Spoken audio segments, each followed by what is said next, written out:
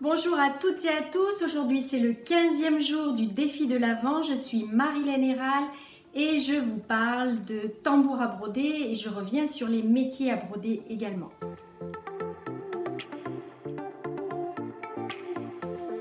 Hier, je vous ai parlé des métiers à broder. J'ai reçu de nombreux messages concernant les métiers rotatifs, où est-ce qu'on peut les trouver en France. Alors aujourd'hui, je vais vous parler d'abord des tambours et on reviendra à la fin de la vidéo sur ces fameux métiers à broder rotatifs. Si vous brodez à l'aiguille et que vous faites de la broderie traditionnelle au fil, c'est-à-dire si vous n'utilisez que des fils, un tambour libre comme celui-ci conviendra tout à fait puisque vous aurez à utiliser votre deuxième main en fait pour tenir un petit peu la toile ou le tissu sur lequel vous brodez. Vous pouvez bien entendu broder également sur un métier, mais si vous avez quelque chose de petit à réaliser, inutile de monter un métier à broder, vous pouvez tout à fait le faire sur un tambour. L'avantage du tambour, c'est que vous allez pouvoir l'emporter avec vous un petit peu où vous voulez.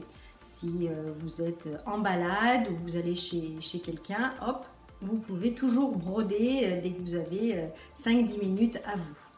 Il existe également des tambours à glisser comme ça sous vos cuisses pour le maintenir un petit peu. Ça c'est bien aussi pour la broderie au fil toujours.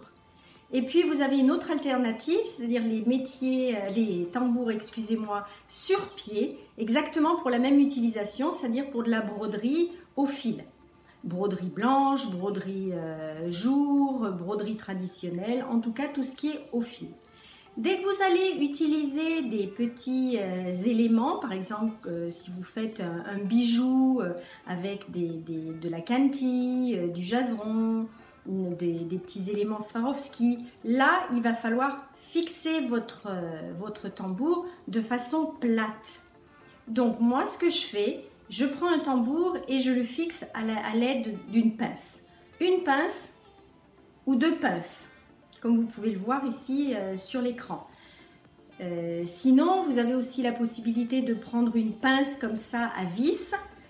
Ça le maintient bien si vous avez effectivement une table qui a un plateau un petit peu épais. En revanche, moi ce que je n'aime pas bien, c'est que si vous voulez retourner votre broderie, il va falloir défaire. Donc c'est un petit peu plus long qu'une pince. Moi je sais que mes élèves qui font des bijoux, elles utilisent un tambour avec une pince. Je voudrais revenir à présent sur les métiers. Hier, je vous ai parlé des métiers à latte, comme vous voyez sur la photo. Je vous déconseille fortement de prendre ce genre de métier là que vous voyez actuellement. Pourquoi? Parce qu'en fait, ça c'est plutôt pour de la tapisserie. Quand vous faites des points de croix et tout, vous ne pouvez pas retourner votre métier. Donc, ce n'est pas très pratique. Concernant les métiers rotatifs, vous en avez deux sortes, et ça j'ai oublié de le mentionner hier. Vous avez les métiers où vous avez une bande comme ça de serger qui est fixée sur le bois, qui va vous permettre de fixer votre tissu en le cousant, et vous avez les métiers à clipser. Ne prenez pas de métier à clipser si vous faites de la broderie d'art, la broderie au crochet de Lunéville, parce qu'il va se détendre beaucoup plus facilement. Achetez un métier qui est à coudre, en fait, sur la bande de serger. Voilà.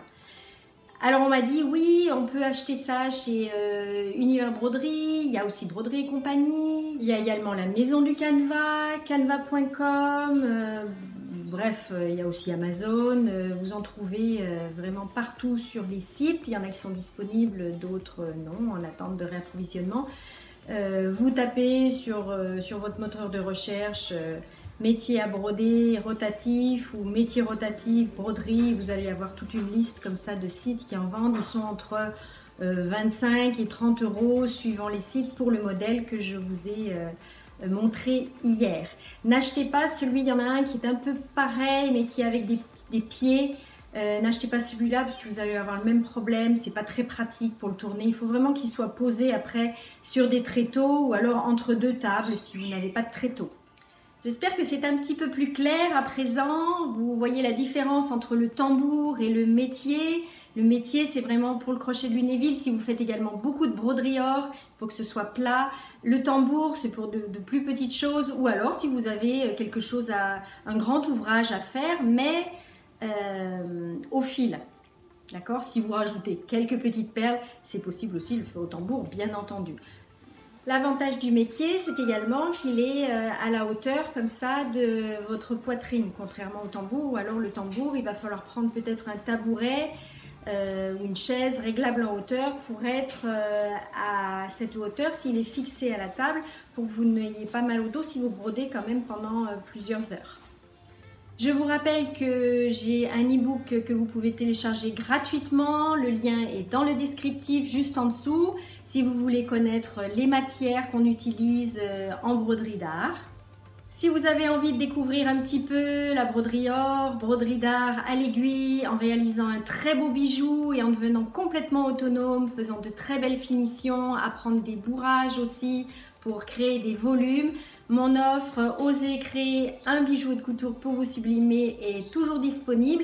Les kits sont à Paris, donc ils arrivent très rapidement chez vous. En 2-3 jours, si vous êtes en France métropolitaine, ils sont chez vous. Donc c'est en dessous, vous avez le lien également pour découvrir cette offre. Et vous pouvez toujours vous abonner en cliquant sur ma petite tête pour vous abonner à ma chaîne YouTube et regarder la vidéo hier sur les métiers à broder. Je vous dis à demain, passez une très belle journée, prenez soin de vous, au revoir.